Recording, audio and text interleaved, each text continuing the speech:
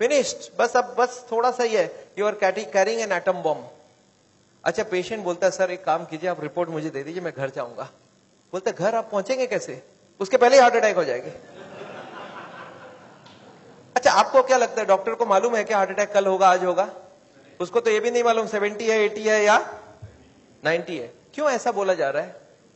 To create a fear. और fear से क्या होगा फिर? ऑपरेशन के लिए इमीडिएटली, बहुत सारे लोगों को इतना बोलने का जरूरत ही नहीं, हो तो इमीडिएट तैयारी हो जाता है। हार्ट का सुनते उसके मन में ऐसे ही डर रहता है, उसको ज्यादा डराने का। पर कभी कभी पेशेंट बोलता है सर एक बात बताइए, ब्लॉकेज तो कल भी था, ब्लॉकेज तो आज भी है, कल तक तो मैं सारा ही काम कर रहा था, ये पेन तो मेरे को बड़े दिनों से है, मैं अब तो पता चला हूं, तो आप एक काम करिए, मेरे को आप डिस्चार्ज कर दीजिए, मैं घर जाके फिर सोचूंगा। बोला नहीं, आप एक काम कीजिएगा, आप करवट भी लेंगे ना तो हमको पूछ लीजिएगा। पेशेंट बोलता है नहीं सर मैं तो घर जाऊंगा। बोला आप रुकिए, आपके घर वालों से मैं पूछता हूं। अच्छा, घर वाले बाहर कौन कौन वेट कर रहे होंगे? सारा खानदान वेट कर रहा होगा। वहां पे जाके क्या बोलना है कि patient is very critical, any moment he can die. आप बोलो मैं बचाने की कोशिश करूं और जाने दूं। अच्छा, आंसर क्या होगा? वाइफ क्या बोलेगी कि जिंदगी भर इन्होंने मेरे लिए किया, आज मेरे को चांस मिला, आज तो मैं ऑपरेशन। वाइफ बोलती है कोई चीज का भी कोई भी कंजूसी हमें नहीं करना है, इनको तो बचाना। अच्छा, बेटा मानेगा कि नहीं? एक बेटा बड़ा समझदार होता है, बोलता है डॉक्टर को, डॉक्टर साहब एक बार बताइए, मैंने सुना है कोलेस्ट्रॉल की वजह से ब्लॉकेज होता है, इनका कोलेस्ट्रॉल हाई है, तो क्या करूं कि कोलेस्ट्रॉल कम हो जाए? खाने पीने में क्या क्या चेंज लाना चाहिए? अच्छा, कार्डियोलॉजिस्ट मान जाएंगे इस बात में? वो बोलेंगे you are wasting my time, he is dying and you are talking all this rubbish. अच्छा, तब तक और जितने परिवार वाले बोले नहीं नहीं ऑपरेशन होना ही चाहिए। मेरे एक पेशेंट थे, बोले डॉक्टर साहब मेरे साथ पूरा ऐसे ही हुआ, मैं तो खाली एक बार टेस्ट कराने गया था और उसके बाद वो ऑपरेशन करके ही भेजे मेरे को वापस। मेरे एक और पेशेंट थे, बोले सर मैं फिर भी नहीं कराया, मैं निकल आया। मैं बोला आप निकले कैसे? बोला मैंने बोला मैं तो नहीं कराऊंगा, मुझे घर जाना है। वो बोले नहीं आप घर भी नहीं पहुंचेंगे। मैं बोला मैं लिख के देता हूं, मैं पहुंच जाऊंगा।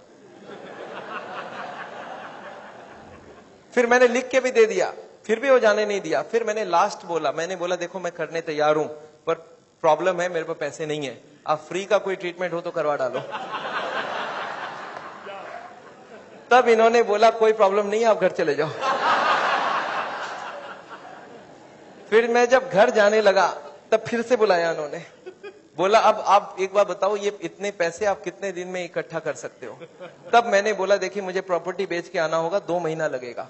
फिर मुझे 2 महीना उन्होंने टाइम दे दिया, बोला अब कोई प्रॉब्लम नहीं है, 2 महीने बाद ही ऑपरेशन होगा। आपको समझ आ रहा है ऑपरेशन कब रुक सकता है?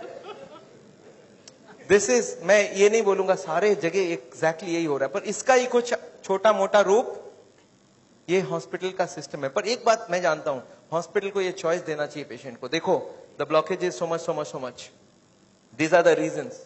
आप देखो क्या चाहते हो, आप अगर अपने आप को बदलोगे तो ऑपरेशन रुक सकती है, आप नहीं बदलना चाहते हो तो मैं ऑपरेशन कर दूं, उसके बाद जाके बदलने का कोशिश करो। But the hospitals don't give chance, उनको मालूम है ये एक मौका है, ऑपरेशन कर लेते हैं, बट उसके बाद भी उनको यही करना पड़ेगा। लाइफस्टाइल चेंज तो पेशेंट को फिर भी करना पड़ेगा। मैं जानता हूं हार्ट के पेशेंट्स को मैं 3 चीज देखते दिखाऊं, एक तो दवाइयां हैं, एक बाईपास और एक एंजियोप्लास्टी। ये दवाइयां मैं आपको एक बार समझाना चाहता हूं दवाइयां क्या काम करती है, और another 10 minutes I will take.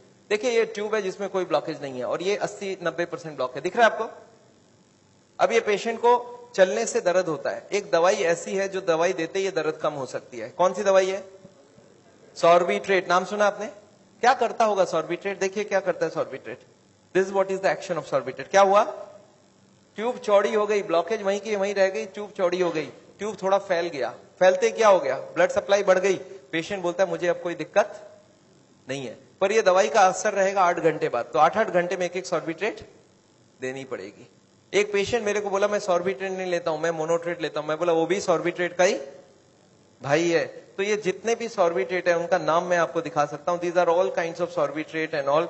ये सब दवाई हम लोग दे देते हैं, सॉर्बिट्रेट, इस्मो, आइसोडिल, मोनोट्रेट, नाइट्रोफिक्स, एंजिसेड, इमडूर, वेंजिकॉर, वेसोट्रेट, मोनोट्रेट, सॉर्बिट्रेट, मोनोसॉर्बिट्रेट, नाइट्रोकंटीन, वेसोप्रीन, मोनोस्प्रीन, इस तरह की दवाइयां हम हार्ट के पेशेंट्स को दे देते हैं। एनीवे दवाइयां बहुत सारे तरह की मिलती है, एक होता है हार्ट की ऑक्सीजन की जरूरत को कम कर देता है, इसको बोलते हैं beta blocker, calcium channel blocker, फिर एस इनहिबिटर, ऐसे करके बहुत सारी गोलियां हम लोग हार्ट के पेशेंट्स को दे सकते हैं। I am not going to go into that detail.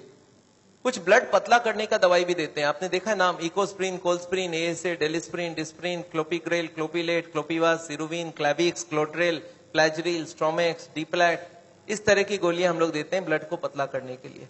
पर ये गोलियां देने से भी पेशेंट ठीक नहीं होता है, तो इसके लिए मैं चाहता हूं वो लाइफस्टाइल चेंज करें, अपनी ब्लॉकेज को कम करें कि उनको देने की जरूरत पड़े ही नहीं। अच्छा, ये गोलियां इतनी खाएगी, इसके साइड इफेक्ट्स होती है क्या? अगर साइड इफेक्ट होती है कॉन्स्टिपेशन, तो कॉन्स्टिपेशन की और गोली दूंगा, और एसिडिटी हो जाए तो एसिडिटी की गोली दूंगा, और नींद ना आए तो नींद की गोली दूंगा। अच्छा बताइए, बीमारी ठीक हो रहा है कि नहीं हो रहा है? आई एम नॉट कीन, मैं जानता हूं दवाई आज जरूरत है, पर कल दवाई की जरूरत ना हो उसका बंदोबस्त करना बहुत जरूरी है। इसके बाद चलते हैं, ये एंजियोग्राफी क्या चीज है। हॉस्पिटल में जाते हैं, एंजियोग्राफी करते हैं, और ये एंजियोग्राफी मुझे पसंद क्यों नहीं है मैं आपको बताना चाहता हूं। This is what is the problem with angiography. एक तार आपकी पूरे बॉडी को स्क्रैच करके हार्ट तक लेके जाना है। ये तार यहां से जो घुसेगी, 1 metre wire is inserted into the body till it reaches the heart. It is a blind procedure. Blind मतलब क्या? आप घुसा दो, ये अंदर जाती जाएगी, और अगर अटक गई तो वापस खींच के फिर से ट्राई करना होगा। मतलब वो अंदर स्क्रैच करेगा ही करेगा, पूरे बॉडी को स्क्रैच करती है। वो लिखवा लेते हैं कि अगर हार्ट अटैक हो गया तो मेरी कोई जिम्मेवारी नहीं है, और ये पूरे बॉडी को ये पंक्चर भी कर सकता है। मैंने ऐसे ऐसे पेशेंट देखे हैं कि एंजियोग्राफी के वक्त ही डेथ हो गई। एंजियोग्राफी में पैर को काटना पड़ा अल्टीमेटली, क्योंकि वो पैर की ट्यूब को डैमेज कर दिया। तो एंजियोग्राफी मैं नहीं चाहता हूं। और उसके बाद क्या होगा? इनएक्यूरेसी अबाउट द रिपोर्ट, और उसके बाद pressure from the cardiac doctors for the next operation. Patient को लगता है मेरे को इमरजेंसी हो गया, बट इमरजेंसी प्रिसिपिटेट कराया जा सकता है। एनीवे, ये एंजियोप्लास्टी जो है, ये दो ऑपरेशन, दो चीज वो लोग करते हैं, एक एंजियोप्लास्टी, एक बाइपास सर्जरी। मैं एंजियोप्लास्टी 2 मिनट आपको समझाना चाहता हूं। What is this angioplasty? एक स्टेंट लगाते हैं, सुना आपने नाम? एक रिंग लगा देते हैं हार्ट में। What is this? Let me explain what is this. पिछले 20 साल में ये जो एंजियोप्लास्टी है, ये बार बार फेल किया और बार बार इसको सक्सेस बताया गया है। पहले आई थी बैलूनिंग, बैलून एंजियोप्लास्टी। उसके बाद बहुत सारे तरह के एंजियोप्लास्टी आई, ऑर्डिनरी स्टेंट आई, फिर गोल्ड स्टेंट आई, फिर रोटा ब्लेडर आया, रेडियो एक्टिव स्टेंट आई, लेजर एंजियोप्लास्टी आई, आजकल चल रहा है ड्रग कोटेड स्टेंट। पर ये सारे के सारे फेल हुए हैं। क्यों फेल हुए एक बार समझाना चाहता हूं। देखिए, ये बैलूनिंग क्या चीज है? याद है आपको एंजियोग्राफी के वक्त तार अंदर घुसाई थी, वो कहां तक गई थी? हार्ट तक, यहां तक तार आई थी। इस तार के ऊपर ये बैलून होता है। इस तार को थोड़ा सा धक्का मारते हैं, कभी कभी कार्डियोलॉजिस्ट तार को अंदर रख के बाहर आ जाते हैं, आके बोलते हैं देखो तार अंदर है, बोलो तभी खोल दूं। आप बोलते हैं चलो खोल दो, कितने लगेंगे? 2 लाख लगेंगे। 2 लाख दे दिया। अब ये तार को ये लोग धक्का देते हैं थोड़ा और, तो तार की जो बैलून है ये बीचों बीच आ जाती है ब्लॉकेज में। अब इस बैलून में पानी डालना होता है। ये बैलून ऐसा होता है, इसमें पानी डालते बैलून फूल जाती है। अच्छा, पानी कैसे डालेंगे? आपने होली में बैलून फुलाया एक सिरिंज से? सिरिंज में पानी ले लो, सिरिंज को दबा दो तो बैलून के अंदर पानी घुस जाए। तो बाहर से सिरिंज से पानी डालेंगे तो बैलून क्या होगा? फूल जाएगी। फूलते ही ब्लॉकेज कहां गई? साइड में दब जाएगा, ऊपर कंप्रेस्ड हो जाएगी, नीचे कंप्रेस्ड हो जाएगी। अच्छा, ये बैलून को जब पानी निकाल लेंगे तो क्या होगा? बैलून को वहां पे 2-4 सेकंड से ज्यादा नहीं रख सकते, क्योंकि हार्ट अटैक हो जाएगी, 100 हो जाएगी ब्लॉकेज। तो बैलून में पानी डाला और सिरिंज से वापस पानी खींच लिया। जैसे ही पानी खींचा, बैलून वापस चिपक गई, तार को पकड़ के बाहर निकाल लिया। Angioplasty over. आपको समझ आ रहा क्या करना पड़ा? ये तार यहां थी, इसी को थोड़ा आगे किया, बैलून डाल, पानी निकाल लिया और ब्लॉकेज वापस। अच्छा, ब्लॉकेज वापस आ जाएगी नहीं आ जाएगी इसके बाद? क्या लगता है आपको? This is elastic. इलास्टिक समझते हैं आप? ये लोहा या पत्थर नहीं, इलास्टिक है। और जैसे ही बैलून निकाल लिया, ब्लॉकेज वापस आने लग गई। थोड़े साल बाद यही कार्डियोलॉजिस्ट मान गए बैलूनिंग काम की नहीं है। पहले क्लेम किया था बैलूनिंग एक बार कराओगे जिंदगी भर चलेगी, फिर मान गए काम की नहीं है। फिर क्या हो गया?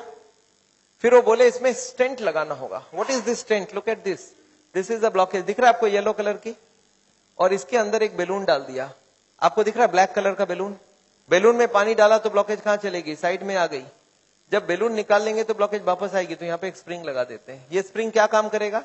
ब्लॉकेज को आने से रोक देगा। आपको समझ आ रहा है स्प्रिंग का मतलब क्या है? अगर स्प्रिंग डाला गया, इसका मतलब क्या है? कि ब्लॉकेज वापस आ रही थी। इसका मतलब पहले वाला जो क्लेम था वो गलत था, कि बैलूनिंग करा लो ठीक रहा।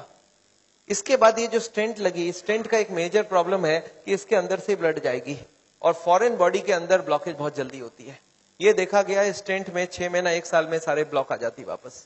और ये जब वापस आने लगी तब इन्होंने थोड़े दिन तक तो बोला नहीं नहीं नहीं आती है नहीं आती है। थोड़े दिन बाद इन्होंने बोला कि नहीं ये स्टेंट तो खराब होगी क्योंकि ये ऑर्डिनरी स्टेंट है, इसमें एक मेडिकेटेड स्टेंट देना होगा। वो दवाई में डाल के स्प्रिंग को निकाल लेंगे, अब बहुत बढ़िया हो जाएगा। तो ड्रग की कोटिंग चल जाए। आपने देखा है चांदी के गहने में सोने की कोटिंग चढ़ाते हैं, तो वो स्प्रिंग के ऊपर कोटिंग चढ़ा देते हैं और वो कोटिंग चढ़ा के लगा दिया, पर इसके बाद भी ये फॉरेन बॉडी ही रही, इसमें वही का वही रिजल्ट आया है। अभी लेटेस्ट है कि 66% people with in 1 year will come back with a reblockage. इसके बाद है बाईपास सर्जरी, एक बहुत बड़ी सर्जरी होती है। देखिए बाईपास सर्जरी मैं इसलिए नहीं चाहता हूं, एक बहुत बड़ा सर्जरी है। एक पूरे चेस्ट को काटो और इसको काट के, इसको चाकू से नहीं कटेगा, इसमें आड़ी से कटेगी। आड़ी समझते हैं आप? आपने मार्बल फिटिंग के वक्त एक देखा गोल चक्का लेके घूमते हैं, ऐसा एक लगा के ये पूरा खुलेगी, इसको अंदर से ऐसे जैक करके ऐसे खोलेगा, अंदर में हार्ट को रोक के उसमें ऑपरेशन होगी। और हार्ट को रोकेंगे तो एक मशीन से पूरे बॉडी को ब्लड जाएगा, इसको बोलते हैं हार्ट लंग मशीन, उसमें कुछ ब्लड डाल के उससे चलाना होगा। And during this time the operation has to take place, but this operation is very complicated. Luck अच्छा हो तब ठीक है, नहीं तो कुछ ना कुछ कॉम्प्लिकेशंस रहती है, बहुत सारे लोगों की जान भी जाती है। पर ऑपरेशन के बाद क्या होगा ये देखिए, ऑपरेशन के बाद क्या होगा। ये ट्यूब जो ब्लॉकेज है वो यहीं रह गई, उसके जगह नई ट्यूब लग गई। तो ये ब्लॉकेज के जगह नई ट्यूब लग गई तो क्या हो गया, बाईपास हो गया। पर ये नई ट्यूब में फिर कभी ब्लॉकेज आएगा कि नहीं, आपको क्या लगता है? ये नई ट्यूब में फिर से ब्लॉकेज आती है। अच्छा अब तो 40 साल बाद ही आएगी ना, पिछले बार कितने साल लगी थी आपको याद है? देखिए एक वाई का जवाब सोच के देखिए, ओरिजिनल ट्यूब में कितने साल में ब्लॉकेज हुई थी? 20 से 40 साल। तो कितनी स्पीड रही? 2 से 4%, 6% पर ईयर। और एंजियोप्लास्टी के बाद अगर 2 साल में वापस रीब्लॉकेज होती है तो कितने साल हो गई? 40% पर ईयर। और बाईपास के बाद अगर 5 साल में रीब्लॉकेज आती है तो 20% पर ईयर। जो ट्यूब ओरिजिनली 2% की ब्लॉकेज कर रही थी वो अब ऑपरेशन के बाद उसकी स्पीड क्यों बढ़ गया? क्योंकि अब वो ओरिजिनल नहीं रहा। हमारी बॉडी को जब तक ओरिजिनल रखो तब तक अच्छी बात है। हमारे प्राइम मिनिस्टर ने भी 2 बाईपास कराई है, एंजियोप्लास्टी 5 स्टेंट लगाई है, पर मैं जानता हूं उसके बाद भी तो फिर से कराना पड़ा। एक बार कर लिया, दूसरी बार कराए, कब तक करा सकता आदमी? और मैं जानता हूं बॉडी में एक बार कॉम्प्लिकेशन कराना, उनके लिए तो चलो बहुत बड़ा टीम लगेगा, हर आदमी के लिए इतनी बड़ी टीम नहीं भी लग सकती है और इतना बड़ा ऑपरेशन नहीं भी कर सकते ठीक से। पर मैं जानता हूं अगर ऑपरेशन बिना ही हमारी काम बन जाए, अगर हम लाइफस्टाइल को ही चेंज करके कर सकते हैं तो हम ऑपरेशन क्यों करवाएं? And this is what is the contention. Nevertheless मैं हार्ट के पेशेंट को एक ही चीज समझाता हूं कि ब्लॉकेज अगर रिवर्स करना है तो उसके लिए थोड़ा आपको एक्यूरेसी करना होगा। What is this accuracy? You understand? This is the accuracy. इस पिक्चर को आपने देखा है, इसमें एक्यूरेसी लिखा है, कितना एक्यूरेसी है इसका मतलब? मैं आपको समझाता हूं। ये एक ड्रम है, ये ड्रम में मैं पानी भरना चाहता हूं और इसमें 15 छेद है। आप बताइए कितनी छेद बंद करने से ड्रम भरेगी? याद है 15 कारण है। अब इसमें से कितने को कंट्रोल करूं कि ड्रम भर जाए? सारे को करना होगा। अच्छा मैं हार्ट के पेशेंट्स को क्या देखता हूं, उनको कुछ मालूम भी नहीं है इसके बारे में। वो क्या बोलते हैं, मेरा कोलेस्ट्रॉल कंट्रोल है, ट्राइग्लिसराइड ज्यादा है, शुगर कंट्रोल है, बीपी ज्यादा है। मैं बोला ऐसे नहीं चलेगा, सारे होल बंद चाहिए मुझे। बोलते मैं थोड़ा थोड़ा करूं तो कैसा चलेगा? मैं बोला थोड़ा थोड़ा से काम नहीं चलेगा। बोलते मेरा बीपी कम किया हूं पर पूरा कम नहीं कर रहा हूं, 120 नहीं ला रहा हूं, 140 ही रखा हूं।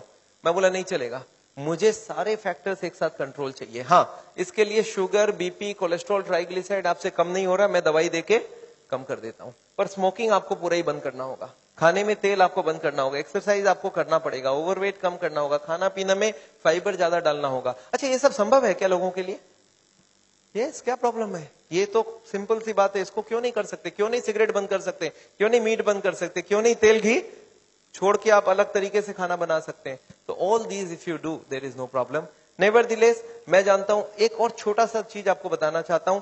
अभी एक और नई जो टेक्नोलॉजी आ गई है, आदमी को मैं सोचता था बिना काटे कुछ हो सके। ये हमारी कुकिंग की क्लास है, this is the cooking class. मैं हार्ट के पेशेंट्स को ट्रेनिंग देता हूं। This is my dietitian teaching cooking, 0 oil cooking to the patients wifes. मैं हार्ट के पेशेंट्स को योगा सिखाता हूं। मैं बोलता हूं कैसे भी करो, योगा करो, आप योगा करने की बहुत जरूरी है। उसके साथ उनको क्या करना चाहिए, क्या नहीं करना चाहिए, कितनी सामान उठानी चाहिए, गाड़ी चलानी चाहिए, स्कूटर चलाना चाहिए, ऑफिस जाओ तो क्या प्रिकॉशन लो, दादर चढ़ो तो क्या प्रिकॉशन लो, आगे कौन सी योगा करो, कब तक करो, कौन सी मेडिसिन लो, कब तक लो। एंड फॉर दिस हाँ मैं एक मैगजीन भी निकालता हूं, इसका नाम है साउल टाइम्स। ये मैगजीन मैं हर महीने निकालता हूं, दिल्ली से निकलती है, हिंदी और इंग्लिश में। अच्छा, आपको एक फॉर्म दिया गया है क्या? ऐसा देखिए तो, have you got a form like this? ये फॉर्म में अगर आप अपने नाम एड्रेस भर के देंगे तो आपको ये मैगजीन आगे आपको मिलता रहेगा हर महीने, हिंदी में इंग्लिश में दोनों में मैगजीन है। और इसके साथ एक छोटा सा और क्वेश्चन ये रखा है कि यहां पे अगर हम लोग ऐसा कोई कैंप करवाएं तो how many people will be interested to join such a camp? 1 दिन का या 2 दिन का ऐसा एक कैंप अगर हम करवाएं तो कोई इंटरेस्टेड हो तो प्लीज फिल इट अप। मेरे को लोग बोलते हैं डॉक्टर साहब इतनी सारी बातें अगर कैसे याद रखूंगा, मैंने बहुत मोटी मोटी किताब लिखी है। आदमी बोलता है सर छोटा सा कुछ दीजिए ना कॉपी, तो मैंने एक ऐसी किताब बनाई है जिसका नाम है pocket guide.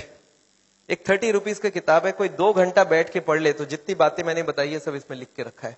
So this book I have brought over here. मेरे ख्याल से बाकी बुक्स तो मैं नहीं ला सकता हूं क्योंकि hundreds of books are there, तो मैं ये बुक लाया हूं। कोई को लगता है कि मैं पढ़ना चाहता हूं और कोई को पढ़ाना चाहता हूं, हार्ट के पेशेंट को जरूर पढ़ाइए। 30 रुपीज की गिफ्ट होती है, you can give it to anybody and they will learn things from the book. तो ये बहुत जरूरी है। मैं जानता हूं, मैं ये मैगजीन पिछले 10 साल से रन करता हूं and it is gone all over the world. मैं एक नई टेक्निक आपको इसी वक्त बताना चाहता हूं। There is a new machine which has come which can open the collaterals. देखिए कोलैटरल्स का क्या मतलब है, ये ब्लॉकेज है।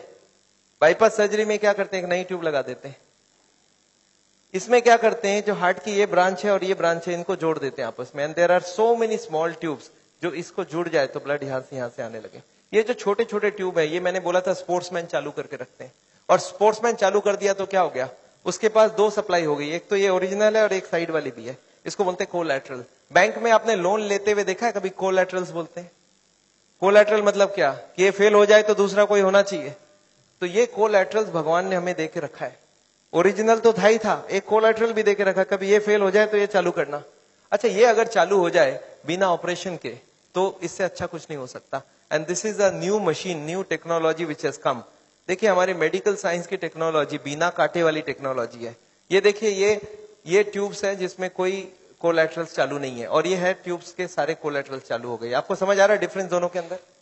ये जो छोटे छोटे कोलैटरल्स है ये हमारे सबके पास है, और एक मशीन से इसको या तो स्पोर्ट्स करके चालू कर सकते हैं या तो एक मशीन से चालू कर सकते हैं। ये मशीन क्या करती है सोचिए, ये जैकेट्स लगा दिया हमने कफ में, थाई में, बटक्स में, और सारे को एक साथ स्क्वीज कर दूं तो क्या होगा, इसकी ब्लड कहां जाएगी, बॉडी में ही रहेगी पर कहां जाएगी, ये हार्ट के तरफ जाके हार्ट की ट्यूब्स को धक्का देके प्रेशर देके इसको खोलेगी। ये प्रेशर 1-1 घंटे तक, 1-1 मिनट, इसको हार्ट के संग सिंक्रोनाइज करके दिया जाता है। सिंक्रोनाइज मतलब हार्ट जब पंप करे तो मशीन पंप नहीं करता है, जब हार्ट पंप करके रिलैक्स करने लगे, जब पूरी ब्लड वापस आती है तो वो स्क्वीज करके सारे ब्लड को एक साथ भेजा जाता है। And this goes on, ECG feed होती है कंप्यूटर को, and this machine we have seen now without bypass surgery. आदमी बोलता है मुझे इमीडिएट रिजल्ट चाहिए, तो without bypass this can work very well. तो इसको हम लोग बोलते हैं नेचुरल बाईपास। नेचुरल बाईपास समझ रहे, भगवान ने ऑलरेडी नेचुरल बाईपास हमें दे के रखी है, स्पोर्ट्समैन चालू करके रखा है। तो आप हार्ट के पेशेंट हो, आप चालू करो, आपके पास कोलैटरल आ गई तो ओरिजिनल नहीं भी होगा तो भी काम चल जाएगी। और एक मैं जैसे ही, हाँ एक और ट्रीटमेंट आई है जिसको हम लोग बोलते हैं बायोकेमिकल क्लीनिंग। ये अभी बहुत अच्छी रिजल्ट आ सकती है। कुछ केमिकल अंदर डाल के ब्लड में उसको अंदर से गला लिया जाए। जैसे किचन में आपने सुना नाली जाम हो जाए तो क्या करते हैं हम लोग, कुछ केमिकल डालते हैं अंदर से, तो ये केमिकल की भी ट्रीटमेंट आजकल चल रही है। बट अभी भी इसका रिजल्ट्स हर आदमी में सेम नहीं आता है, but results are still there. बहुत सारे ऐसे पेशेंट है जो 30-40% तक ब्लॉकेज इससे कम हो सकती है। नेवरदिलेस मैं समझता हूं मैंने बहुत सारा लेक्चर आपको दे दिया है। कोई ने मेरे को बोला था एक बार कि डॉक्टर साहब कभी भी किसी को आधे घंटे से ज्यादा लेक्चर मत दिया कीजिए। मैंने बोला क्यों? बोला आपने स्कूल, उसके बाद दिमाग काम नहीं करता है। मैंने बोला क्यों ऐसा बोल रहे हैं? बोलता आपने स्कूल कॉलेज में देखा है कभी भी पीरियड्स 40 मिनट से ज्यादा नहीं रखते हैं, उसमें 5 मिनट आने जाने का वेस्टेज गिन लो, आधे घंटे ही चलेगा दिमाग। मैं बोला पर मैंने देखा आप टीवी देखते हो तो 2-3 घंटा देखते हो एक साथ।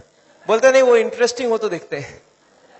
तो मैं जानता हूं आप हमारे साथ बैठे हैं 2 घंटे के लिए और आपको जरूर इंटरेस्टिंग लगा होगा। मैं फिर से धन्यवाद देना चाहता हूं ये हॉल को अरेंज जिन लोग ने किया उनको, श्री माफत लाल जी को जिन्होंने आपके लिए ये लेक्चर कराया है। और अगर आपको लेक्चर अच्छा लगा तो उनके लिए फिर से एक बार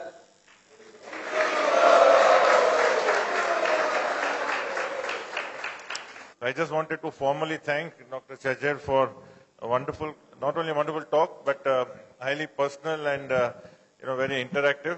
and particularly the stamina and energy that is shown at the end of the day.